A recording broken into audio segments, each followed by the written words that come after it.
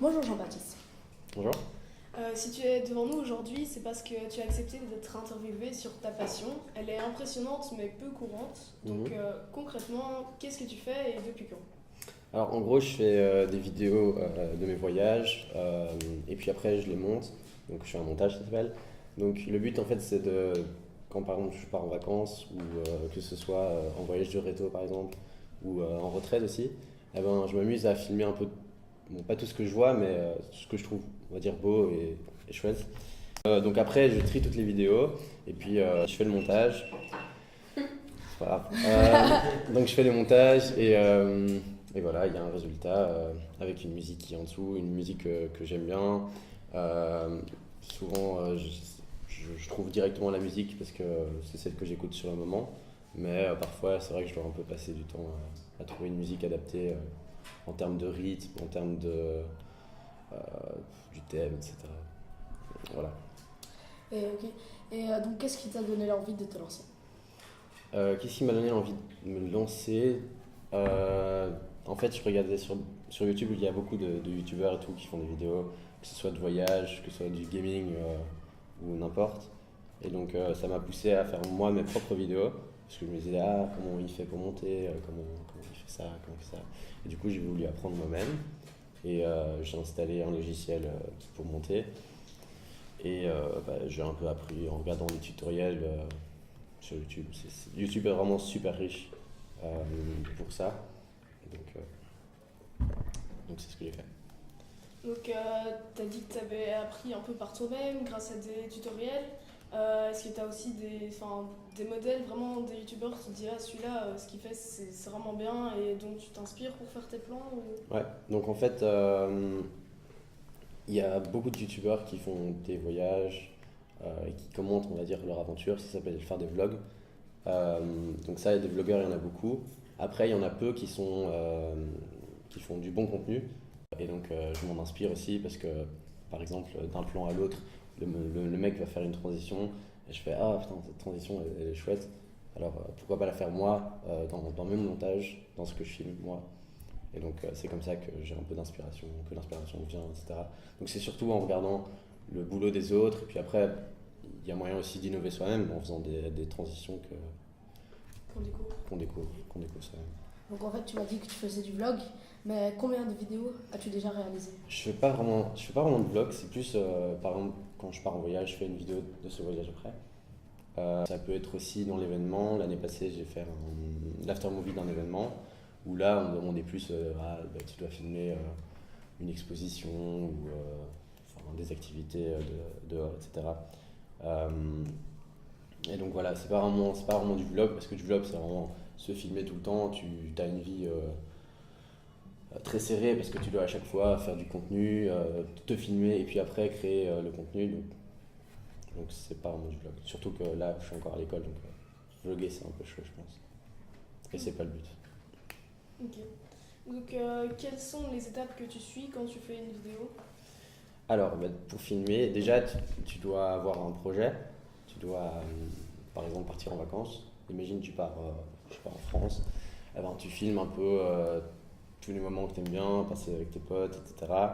Ensuite, quand tu as les vidéos, tu prends celles qui sont bonnes. Tu tries, ah bah tiens, là c'est plus des vidéos où j'étais en drone, du coup je filme le ciel ou des trucs comme ça. Donc c'est vraiment une bonne étape de sélection. Ensuite, tu trouves une musique que tu aimes bien ou qui va bien avec le thème. Euh, et après, bah, tu fais un montage. Tu changes les vidéos à chaque fois, par exemple, que le rythme change ou bien tu respectes le rythme de la vidéo. Euh, donc voilà, et après, tu la publies. Et quand tu la publies, bah, tu es toujours content de la publier parce que tu vois, enfin, tes potes commentent ta vidéo. Toi, ça te fait un souvenir aussi.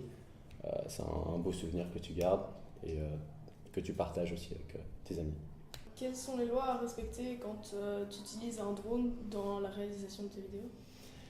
Pour filmer, il faut, ici en Belgique, si par exemple je veux filmer l'école, eh ben, je vais devoir demander à Monsieur Moreau une autorisation pour filmer. Après, je peux pas aller me balader au-dessus de la Grande Place, au-dessus des touristes parce que voilà, ça peut être dangereux et c'est illégal.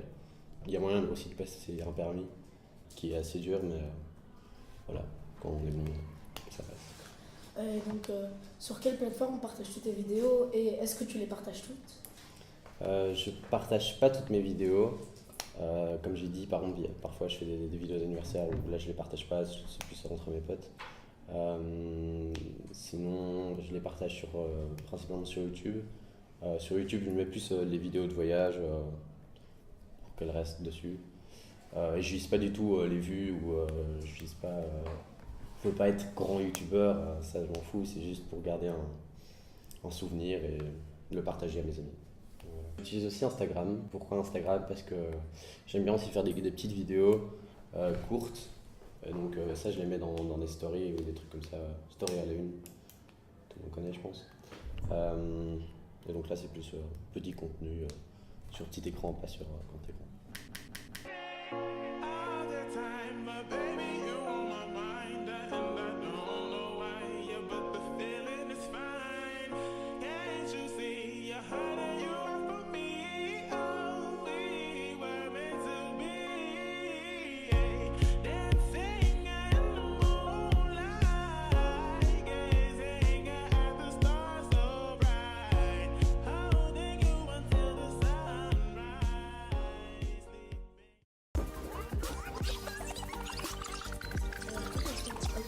Que conseillerais-tu à un novice qui souhaite se lancer dans cette activité?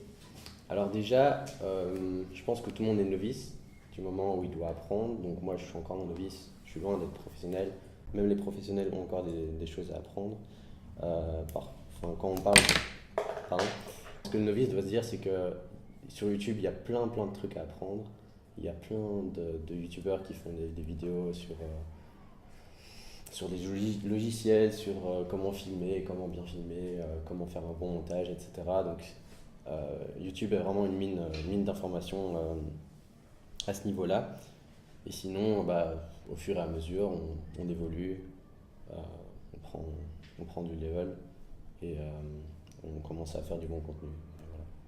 D'accord, merci beaucoup pour cette petite interview du coup. Pas de problème. Et n'hésitez pas à aller voir la chaîne de YouTube ainsi que son compte Instagram si vous voulez.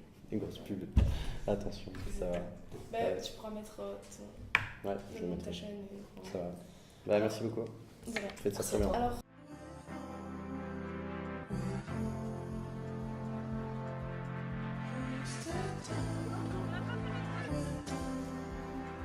La Belgique va remporter la Coupe du Monde cette année? Bien sûr, je pense pas. non, je vais pas.